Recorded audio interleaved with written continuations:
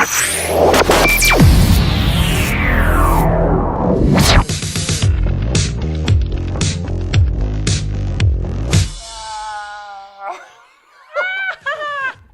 welcome to The Real Deal. Now, after a disappointing Roland Emmerich revival in the 90s, Gareth Edwards went back to the roots of our favourite large lizard with this. The film Godzilla was a monster hit in the cinemas, but is it worth taking home? Let's take a look.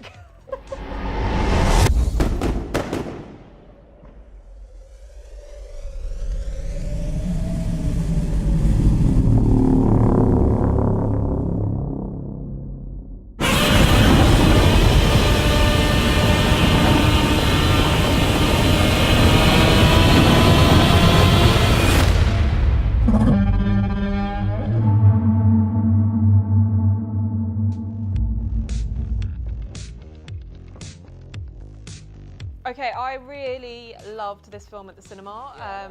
It did so well, and it's because of the scale of it all. Bringing it home, Yeah. how does that change things? Now, here's the thing. I didn't go to see it in the cinema, and Bex loved it. Oh, Godzilla's so good. Godzilla! Yeah, exactly, yeah. You're an extra in it, weren't you? That's amazing. Shut up! Godzilla, I was thinking, yeah, this is great, so excited. Everyone had ranted and raved about it as well. And in terms of big monsters fighting each other, I loved Pacific Rim, so I thought more of the same, please.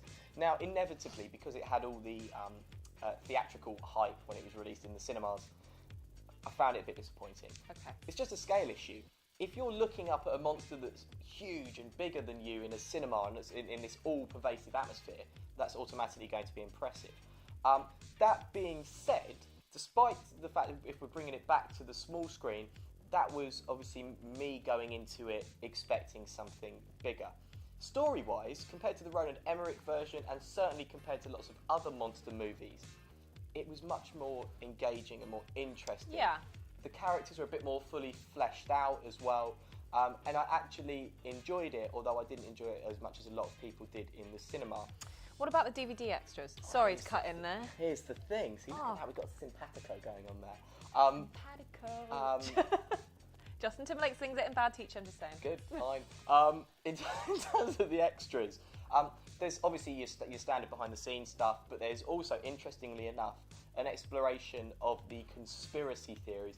Oh, I know there's not a real Godzilla, sorry to break it to you kids. It's not like Santa Claus, is it? No, but the whole opening credits is about how this is all real. Yeah, exactly. And there's an exploration of this conspiracy theory. And I think if you can make a film more three-dimensional in the sense that you can give it a legitimate backstory and create sort of another history for it, then it makes the actual viewing of the film itself more interesting.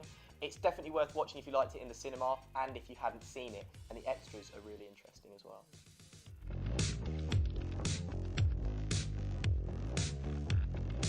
Okay, so I'm feeling that this has probably got the Gravity effect on it.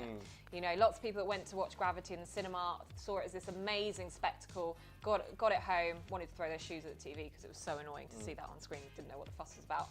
Is that what's going to happen to Godzilla? Yeah, I mean, not to the same extent as Gravity, because Gravity, once you take away the extraordinary sort of stereoscopics, is just Sandra Bullock on floating about, and it's like, that's not a film, is it? That's just weird. All right.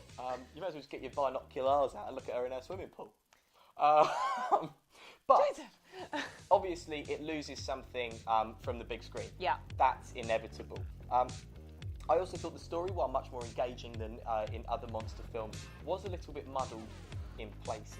The whole stuff with, oh, can they do this? And it's the assumption that they think you're going to go with it. Yeah, and these creatures, they feed on radiation. You go, right, okay. Yeah, but when they were doing that on the big screen, I was like, oh God, because I didn't know where to look because so much was going on and it really took your kind of breath away. But I can imagine you can be easily distracted away from this on a smaller screen. Well, I think it's the opposite. Because on a big screen, you're just enjoying the visuals so much that you sort of will allow its story flaws, just as with Gravity. Whereas on a small screen, you're like, right, so now, okay, it's eating a nuclear warhead, okay.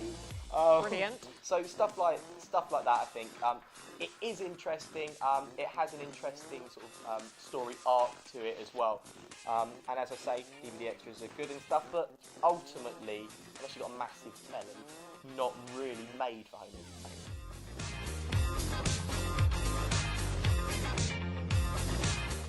Okay, so we've both seen the film. We both love the film to some extent in parts, but maybe it's not quite right for how it is. Well, it's always going to go out on DVD, wasn't it? So what can we do? But what's the real deal on this film?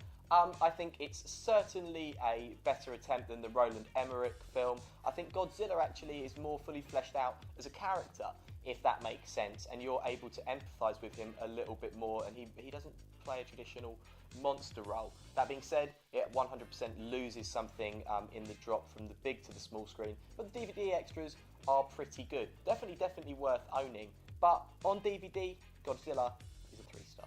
Ooh. So that's it for our Real Deal on Godzilla, the DVD version. So stay tuned to us on therealdealonfilm.com, and also check us out on Twitter at The Real Film Show. Thanks for watching.